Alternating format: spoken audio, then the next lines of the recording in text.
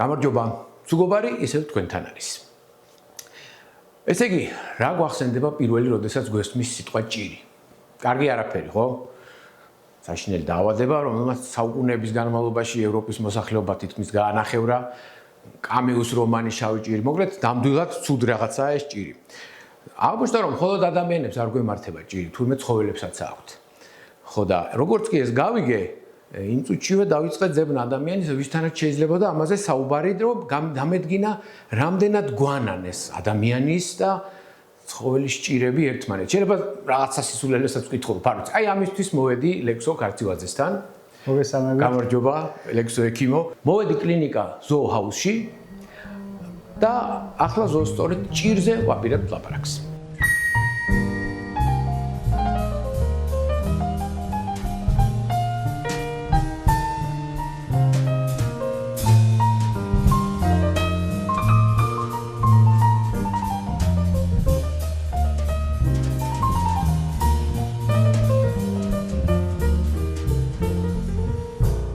ლექსო ექიმო, ვიცი დღეს მთელ დღე ოპერაციებს აკეთებ, ხო ასეა? დიახ.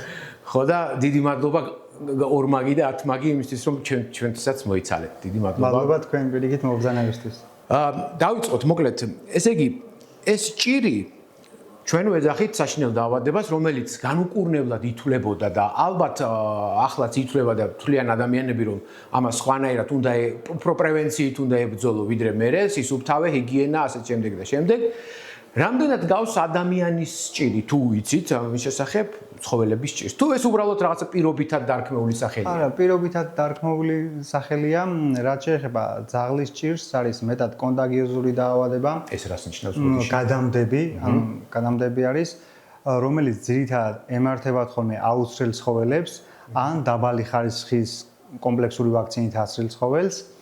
ძირითადად გამოვლინება აქვს, რომ მოწყენილი არის, უმადოდ არის, ტემპერატურა აქვს მაღალი და როცა ჩვენ კოლეგებთან, ვეტერინარ ექიმებთან მოხდება, პირველ რიგში ექიმი გამოკითხავს ანამნეზი არის, რომ არის თუ არა აცრილი, როდის არის აცრილი, რომელი ვაქცინით არის აცრილი, რა ხარისხი აქვს გამოყენებული და ქონდა თუ არა შეხება ქუჩის ცხოველებთან. დასაწყის ეტაპზე ძალიან მარტივი განსაკურნებელი არის ჩვენ შემთხვევაში ძაღლის ჭირი, როცა შორსასული არის პროცესი და უკვე ეგრეთ წოდებული კანკალი აქვს, ანუ ამ დროს მკურნალობა ენიშნება, რა თქმა უნდა, რამდენიმე თვე, 3 თვიანი არის მინიმუმ მკურნალობა, მაგრამ შესაძლებელია, რომ ეს ნერვული ციკი, ეგრეთ წოდებული კანკალი დაუტოვოს, მაგრამ განკურნება განიკურნება. მაგამდე ნელ-ნელა მივიდეთ, მოდი. მე რამდენადაც არ ვიცი ამის შესახებ არაფერი, მე ყოველთვის დავდივარ როგორც დილეტანტი და ამ დილეტანტის როლს არ ვანებებ თავს, მოკლედ. იმიტომ რომ იქიდან გამომდივარ, რომ ჩვენ მაყურებლების უმრავლესობას დილეტანტია. ამიტომ იმათ რა კითხვებიც გავუშვებთ, სავარაუდოდ მეც უნდა გამიჩნდეს. ესე იგი, თუ არ გადაედო ცხოველს ვიღაც სხვა ძაღლისგან. შეიძლება თუ არა რომ ისე დაემართოს.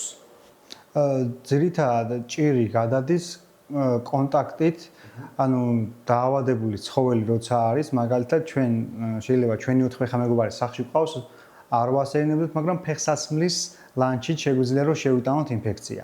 ოღონდ თუ ჩვენი ცხოველი აცრილი არის მაღალი კლასის ვაქცინით, ამ შემთხვევაში არ დაემართება ძაღლის ჭირი.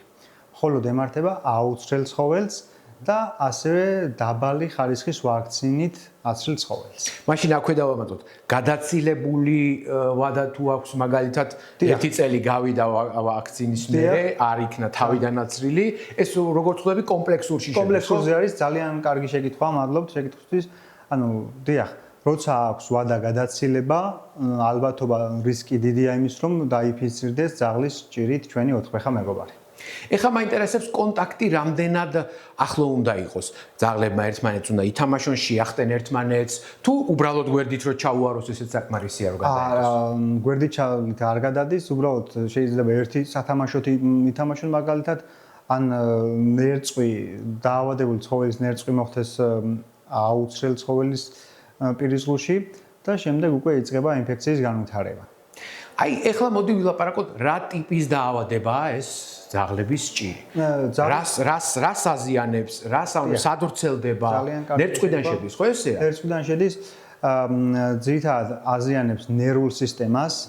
როცა დროული არ არის, დიაგნოზი და არ არის მკურნალობა დროული დაწყებული, ეწყება კანკალი, აქვს ასევე კრუნჩხვები, კრუნჩხვითი მოვლენები და უკვე ნელ-ნელა მძიმდება პაციენტი და დამძიმებული როცა არის, უკვე ანუ კრუნჩხვა როცა დაიწყება და ნერვული წიკი უკვე გამოჯამთელება 50-50-ზე არის.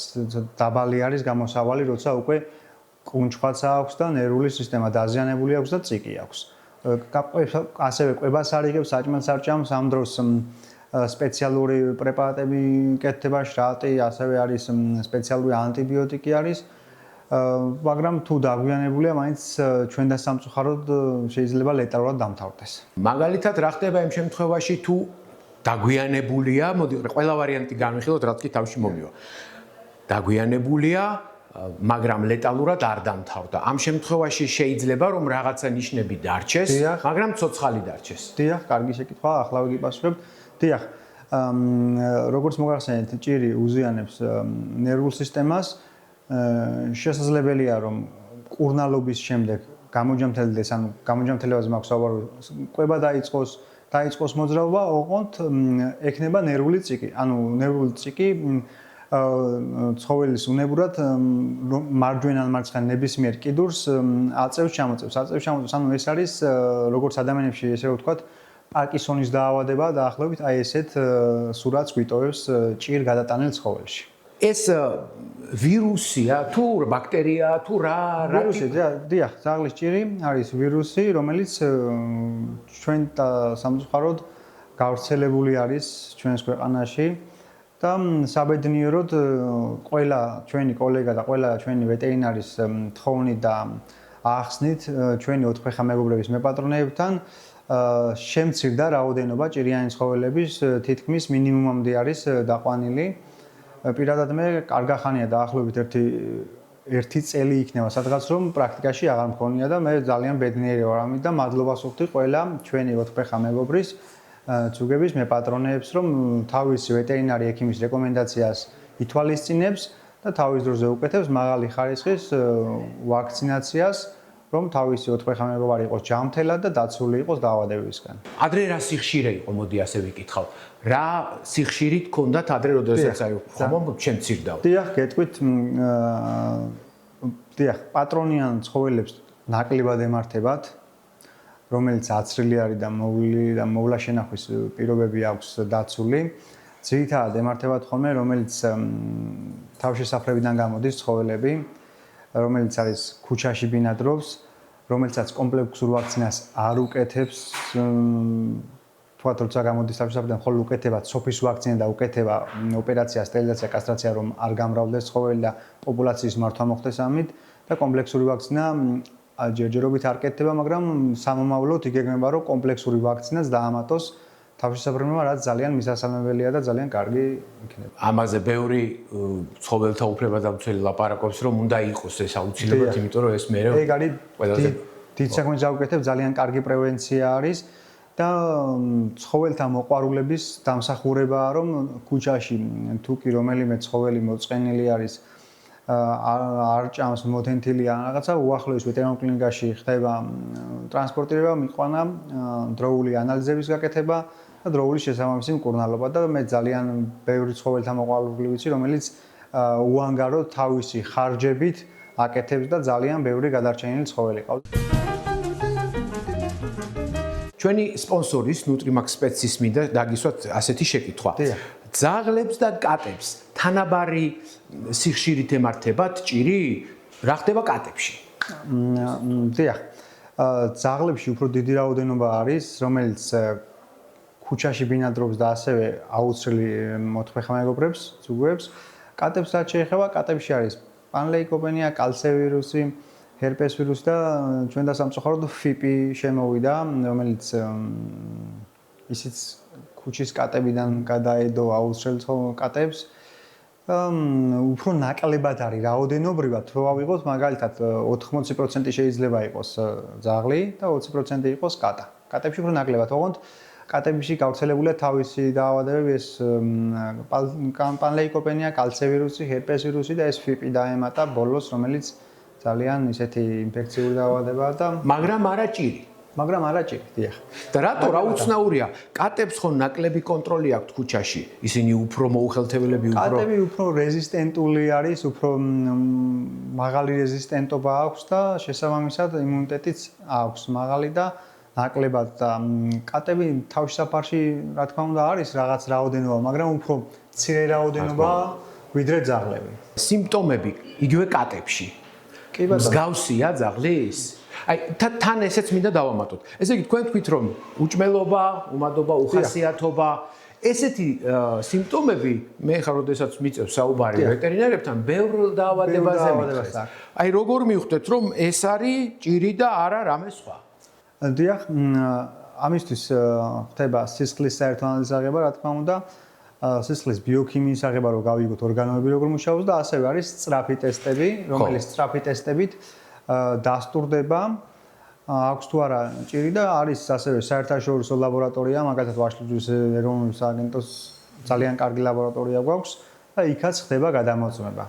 და ხო, ეს მაინტერესებს სანამ თქვენამდე მოვა ადამიანის აქვს შანსი რომ მიხვდეს რომ ნამდვილად ჭირია. აი რამე გამოხატულება აქვს, ანუ დიახ, ნახეთ, დამატებითი სიმპტომი აქვს ძაღლებს, მაგალითად თვალიდან და ცხვირიდან გამოდის ბოდიში და ლორწოვანი გამონადენი, ანუ ჩირქიანი გამონადენი, ხველა აქვს და ამათთან ერთად რა თქმა უნდა საკვებსაც არ მიიღებს და თუ ტემპერატურასაც გაუზომავს, ტემპერატურა იქნება დაახლოებით 40-ნახევარი-51-მდე. ანუ ტემპერატურა მაღალია. მაგრამ ძირითადად გამოხატულება გარეგნულად რომ აღნიშნოთ, აქვს თვალებიდან გამონადენი ჩირქოვანი, ცხვირიდან გამონადენი და ხველა. გასაგებია. რამე ხომ არ გამომრჩა? მე ყოველთვის ვკითხულობ ამ კითხვას, იმიტომ რომ დარწმუნებული ვარ რომ რაღაცა ყოველთვის მრჩება. ძალიან კარგად დამომწურავი პასუხები და შეკითხვები იყო, რა თქმა უნდა, მადლობელი ვარ მობრძანებისთვის. მე უბრალოდ ჩვენ მთლიანად საქართველოს ჯუგოების და ფისოების მეპატრონეებს რეკომენდაციას მივცემდი, რომ დროული ვაქცინაცია ნიშნავს, რომ დაავადება აღარ დაემართოს და თუ რომელიმე შეხვდება მაინც დაავადება, მსუბუქად გადაიტანს. და პრევენცია არის საუკეთესო ვაქცინაცია და ასევე მაგათთან ერთად, რა თქმა უნდა, დეხელმინაცია ჭიაზე დამუშავება. სანამ ვაქცინას შეიყვანთ ორგანიზმში, ხდება ჭიაზე დამუშავება 6 თვემდე მაგალითად არის თვეში ერთხელ ლეკვებში და კატებშიც შეგვიძლია გამოვიყენოთ და 6 თვის შემდეგ ყოველ 3 თვეში ერთხელ. ამაზე მე ვეღარაფერს დავამატებ. ოქროს სიტყვებია, მოусმინეთ ლექსოექიმს, დიდი მადლობა. დიდი მადლობა თქვენთვის.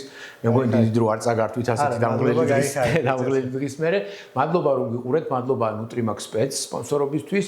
გამოიწერეთ ცუგობარის არხი, გაუზიარეთ მეგობრებს, მოიწონეთ და კომენტარები დაწერეთ. აი კომენტარების წყალობით იყო რომ დღეს აქ მოვხვდი სხვათა შორის ამ თქვენმა კომენტარებმა ვიბიძგა რომ დამეწყო ამ ჭირის და სხვა დაავადებების კვლევა, რომლებიც გამომრჩა.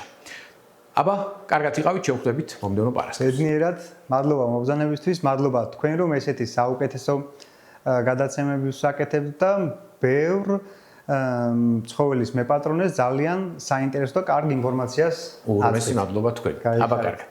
თუ ძაღლს მშრალ საკვებს ხშირად უცვლით, აი 3 რამ რაც უნდა იცოდეთ. პირველი, იმისთვის რომ საკვების შეცვლა სტრესული არ იყოს ორგანიზმისთვის, ახალი საკვები ეტაპობრივად შეურიეთ ძველს. დაახლოებით 1 კვირის შემდეგ, თუ ცუგო გემრიელად მიირთმევს საკვებს, შეგიძლიათ სრულად ახალ რაციონზე გადასვლა. მეორე, დააკვირდით, როგორ ითვისებს ახალ საკვებს ძაღლის ორგანიზმი, როგორია მონელება, ხომ არ უჭირს მარცვლის დაღეჭვა და ასე შემდეგ. მესამე, ყურადღება მიაქციეთ დღიურ ნორმას. საკვები კალორიაში დატანილია ტომრის შეფუთვაზე. თუ ტომრი ტიტულობთ, აუცილებლად გადაამოწმეთ შეფუთვაზე მითითებული დოზირება ძაღლის წონის მიხედვით.